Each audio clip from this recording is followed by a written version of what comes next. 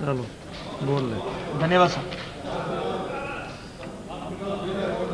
Sir मैं आपका आभारी हूं ओनली फॉर कि आपने मुझे इस बहुत महत्वपूर्ण प्लीज लिसन। इश्यू पर बोलने का मौका दिया। मैं जो भी सरकार की तरफ से यहां इस बात को सुनने के लिए बैठे हैं, प्लीज मंत्रीगण प्लीज, मंत्री जी, एक तो आप अपनी सीट पर नहीं बैठे, दूसरा मंत्री जी शोर कर रहे हैं। मंत्री जी इधर ध्यान दो। देखिए, किताब बाद में देखिए, जो बात मैं कहने जा रहा हूं उसको सुन लीजिए प्लीज, क्योंकि इस हाउस में 4 घंटे से वो बात नहीं कही गई जिस बात को कहने के लिए मैं खड़ा हुआ हूं। माननीय उपाध्यक्ष जी, अयोध्या के बारे में जो कि आदित्यनाथ जी ने बहुत विस्तार से बात की है, तो मैं उसका समर्थन करता हूं और मैं ज्यादा डिटेल में न जाता हुआ उस वाकया का मैं उसकी निंदा करता हूं। मैं पंजाब से आया हूं। हमने पंजाब में 10 वर्ष आतंकवाद को झेला है। मैं विद्यार्थी था उस समय जब पंजाब में आतंकवाद शुरू हुआ, तो मुझे एहसास है कि आतंकवाद क्या होता है, मुझे एहसास है कि आतंकवाद के इफेक्ट क्या होते हैं। लेकिन जब किसी राज्य में ये भावना फैलना शुरू हो जाए कि केंद्र सरकार और वहां की सरकार किसी विशेष समुदाय से, किसी प्रांत से भेदभाव करती है, तो वहां के लोगों के मन में, उस राज्य के लोगों के मन में डेफिनेटली स्टेट के प्रति, केंद्र के प्रति कुछ ना कुछ रोष प्रकट होता है। पंजाब में ऐसा ही हुआ। कल नवजोत जी बोल रहे थे, सबने उसका समर्थन किया। पंजाब के लिए, अमृतसर के लिए एक स्पेशल इकोनॉमिक जोन की घोषणा की, लेकिन अभी तक इंप्लीमेंट नहीं हुआ। जब श्री अटल बिहारी वाजपेयी जी इस देश के प्रधानमंत्री थे तो बठिंडा में रिफाइनरी दी गई, लेकिन अभी तक वो इंप्लीमेंट नहीं की गई। जब भी पंजाब को कुछ देने की बात होती है तो केंद्र सरकार अपना हाथ खींच लेती है। पंजाब के साथ हमेशा भेदभाव हुआ। पंजाब के लोगों ने एकजुट होकर उस आतंकवाद का मुकाबला किया, आतंकवाद को वहां से उखाड़ फेंका। लेकिन अफसोस की बात कि पंजाब के मुख्यमंत्री सरदार बेअंत सिंह, जिनको पंजाब के लोगों ने बहुत प्यार किया, उनको समर्थन दिया और ये कहा कि वो शांति के प्रतीक हैं, उनका कत्ल करने वाले आतंकवादी जो 1 साल तक जेल में रहे, हाई सिक्योरिटी जेल में से भागकर बिना वेशभूषा बदले हुए अपने घर भी जाते थे और चंडीगढ़ के आसपास भी रहते थे, लेकिन सरकार उन्हें पकड़ने के लिए नाकाम रही। उसका रिजल्ट क्या हुआ?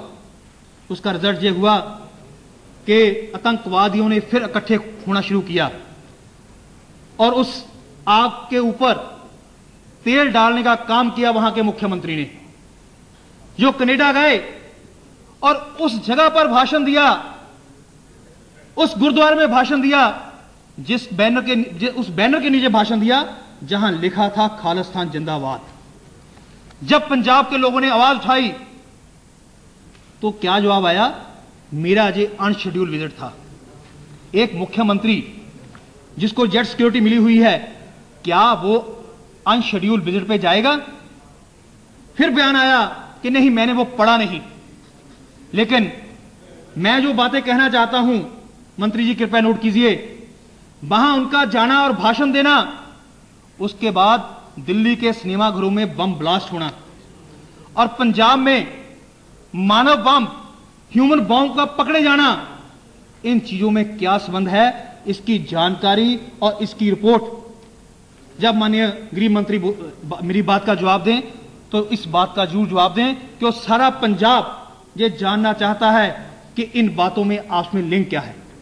इतना नहीं, एक तरफ एक पार्टी के अध्यक्ष अमृतसर में भाषण देते हैं तो उनके खिलाफ राष्ट्रद्रोह का मुकदमा दर्ज होता है, उनको गिरफ्तार करके जेल में दे दिया जाता है, और दूसरी तरफ उसी प्रदेश का मुख्यमंत्री खालिस्तान के बैनर के नीचे भाषण देता है, लेकिन उसको कुछ नहीं कहा जाता।